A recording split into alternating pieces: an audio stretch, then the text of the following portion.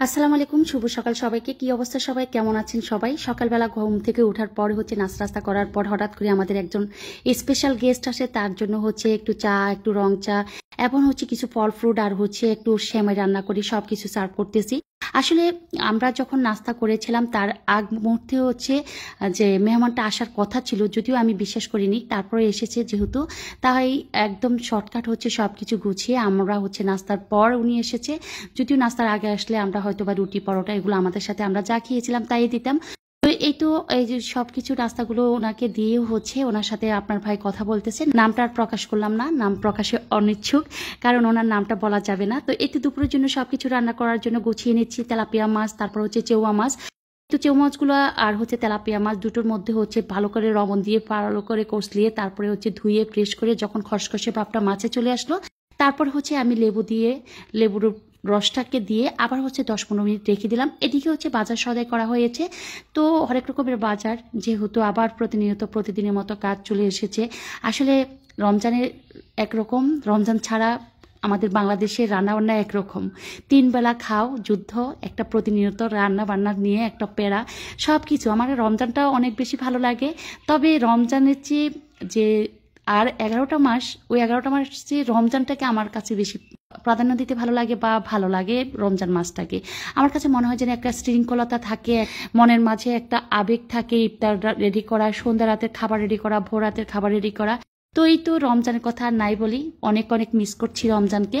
আর প্রতিনিয়ত রান্না বান্না, 3 বেলা খাবার, বিকালের নাস্তা, সকালের নাস্তা, রাতের খাবার, সব কিছু মিলে আবার প্রতিনিয়ত সবার বাসা কাজ শুরু হয়ে গিয়েছে।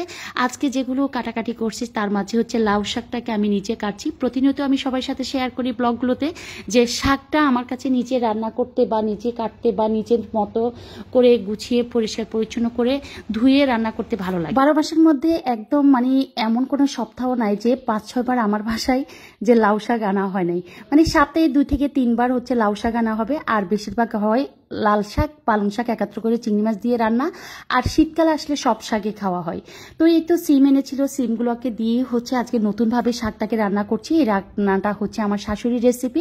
আমি যখন যার রেসিপি আমি অন্তত নিজে গর্ববোধ করি, শেয়ার করতে ভালো লাগে যে আমি বলা যে না এটা আমার রেসিপি, এটা অন্য থেকে শেখা না, আমি অনেকের থেকে শিখে দেখে অনেক কিছু ভালো লাগলো আমি এটা শেয়ার করার জন্য চেষ্টা করি। তো এটা আমার শাশুড়ির রেসিপি। আমার বিয়ের পর থেকে এটা আবার আমাদের দিকে বা আমাদের অঞ্চলে এভাবে তেমন খায় না, বা আমার চোখে পড়ে নাই। তবে আমার শ্বশুর বাড়িতে হয় কি যে সিমের বিচি, যে বিচিওয়ালা সিম, দানাওয়ালা সিম, তো সেই সিমের বিচিওয়ালা বা দানাওয়ালা সিম দিয়ে লাউ শাক দিয়ে রান্না করে। আমি শেয়ার করছি কিভাবে রান্না করছি বা ভাজি করছি, যেটি হোক আমি শেয়ার করব। আর এদিকে একটু ছোট ছোট করে বেগুন কুচি করে নিচ্ছি, তাও শেয়ার করছি কেন করছি। ছোট করে একইভাবে কিউব কিউব করে কেটে নিয়েছি। সিম কেটে নিলাম, শাক কেটে নিলাম, তারপরে বেগুন কেটে নিলাম। এখনো টুকিটাকি যেগুলো আছে ওগুলো গুছিয়ে নিব। তো শাকটাকে ভালোভাবে ধুয়ে, আর যে সিমটা কেটেছিলাম দানাওয়ালা সিম বা বিচিওয়ালা সিম, সিম, শাক, লবণ আর আলু, এই 3-4টা উপকরণ একসাথে দিয়ে চুলার আছে একটু ভাপে আমি সিদ্ধ করে নিচ্ছি, আধা সিদ্ধ। জাস্ট বেশি সিদ্ধ করা যাবে না, বেশি সিদ্ধ করলে শাকের রংটা নষ্ট হয়ে যাবে, সবুজ কালারটা থাকবে না। অল্প করে একটু হলুদ দিলাম, একটু পেঁয়াজ কুচি দিলাম। দেওয়ার পর এগুলোকে অন্য চুলায়, পাশের চুলায় দিয়ে আবার আমি আমাদের অঞ্চলের একটা বিখ্যাত মাছ রান্না করছি। সেই মাছটা চেউয়া মাছ। এই চেউয়া মাছটা আমাদের এলাকার বা দক্ষিণ অঞ্চলের বা আমার বাবার বাড়ির অঞ্চলের একটা বিখ্যাত নাম করা মাছ। যে নামটা শুনলে সবাই হাসে, যে ওই এলাকায় এই মাছটা খুবই বেশি প্রচলিত বা খুবই পরিচিত, খুবই নাম করা, বা এই মাছটা আমরা খুবই পছন্দ করি। যাই হোক, এখন সব জেলায় আস্তে আস্তে খাওয়া শুরু করেছে, এটার জন্য আমরা গর্বিত।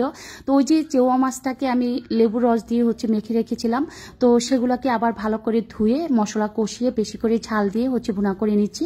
আর যে শাকটাকে আমি পাশের চুলায় রেখেছিলাম অল্প আছে, সেটা আধা সিদ্ধ হয়ে গেছে। পানিটা শুকিয়ে যাওয়ার সাথে সাথে আমি শাকটাকে কিভাবে ফ্রাই করব বা কিভাবে কি করব আমি সবই শেয়ার করব। আমার কাছে এই শাক রান্নাটা বা ভাজি করাটা অনেক বেশি স্পেশাল মনে হয়। তো আসলে আগের দিনের মানুষ অনেক কিছু জানে, হয়তো বা আমরা প্রাধান্য দিই না। এটা যেহেতু আমার শাশুড়ি অনেক আগের দিনের আমার শাশুড়ির বয়স 92 চলে, উনি এখনও দিব্যি সুন্দর করে রান্না করেন, অনেক সুন্দর কিছু কিছু রান্না করেন যে রান্নাগুলো আমরা কখনো করিনি। তো এই তো আমি একটু ভাপে দিয়ে চুলার আঁচটাকে রেখে দিলাম। এখানে যে চুলার আসছে যে বারবার পানিগুলো যাতে শুকিয়ে যায়, একটু কালারটা চলে এসেছে, শাক একদম কমে গিয়েছে, সিম সিদ্ধ হয়ে গিয়েছে, আলুটা সফট হয়ে গিয়েছে। দেন এখন হচ্ছে আমার রান্না করার পালা। অন্য একটা ফ্রাই প্যানে হচ্ছে অনেকগুলো রসুন কুচি দিয়ে, আমি রসুনটা যখন বাদামি কালার হয়ে আসলো তারপরে হচ্ছে পেঁয়াজ কুচি দিয়ে দিলাম, পরিমাণ মতো লবণ দিলাম, কারণ আমি শাকের মধ্যে লবণ দিয়েছি তাই এখানে অল্প একটু পরিমাণ মতো লবণ দিয়েছি। আর ওদিকে চেওয়া মাছটাকে হচ্ছে রান্না করার পরপর যখন চেওয়া মাছটা রান্নার প্রসিডিংটা কমপ্লিট হলো, ধনিয়া পাতা আর টমেটো দিয়ে নামিয়ে ফেলেছি। আর এখানে হচ্ছে শাকটার কথা আরেকবার শেয়ার করছি, ওই যে রসুন কুচি আর পেঁয়াজ কুচিটা যখন বাদামি কালার হয়ে আসলো তারপরে হচ্ছে আমি শাকটা দিয়ে দিয়েছি। আসলে এই শাক রান্নাটা হচ্ছে আমার শাশুড়ির হাতের রেসিপি। আমার শাশুড়ি খুবই মজা করে এই শাকটা রান্না করেন, আমিও ট্রাই করি যে আমার মতো করে একটু একটু করে রান্না করার জন্য। চেওয়া মাছটাও তো নামিয়ে ফেললাম। এদিকে হলে চিকেন পোলাও করছি, 20 পিস হচ্ছে চিকেন। তো 20 পিস চিকেনের মধ্যে হচ্ছে ওই তো সকল মশলা দিয়ে হচ্ছে একটু ম্যারিনেট করে রাখবো, আর তারপর হচ্ছে রান্নাটাও আমি শেয়ার করবো যদি হাতে সময় থাকে।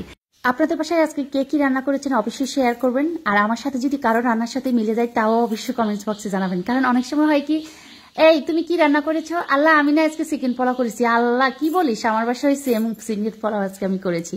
তো আমার সাথে যদি কারো রান্নার সাথে আজকে মিলে যায়, আমার রান্না ঝাল যে আইটেমগুলো রান্না করেছিলাম সেই রান্নার সাথে, বা এখন যে চিকেন পোলাও করছি সেই আইটেমের সাথে যদি কারোর সাথে মিলে যায়, তাহলে অবশ্যই কমেন্টস করে জানাবেন। আপনার সাথে আমার সাথে আজকে কিন্তু সব খাবারের সাথে মিলে গিয়েছে, সব খাবার না হলেও যে কোনো একটা খাবারের সাথে মিলে গিয়েছে। তো এদিকে হচ্ছে চিকেন পোলাওর জন্য যে মাংসগুলো, এগুলো হচ্ছে টক দই, তারপরে হচ্ছে বিভিন্ন ঘি বা বিভিন্ন মশলাপাতি দিয়ে হচ্ছে জাস্ট ম্যারিনেট করে আর হচ্ছে একটু কষিয়ে রাখছি।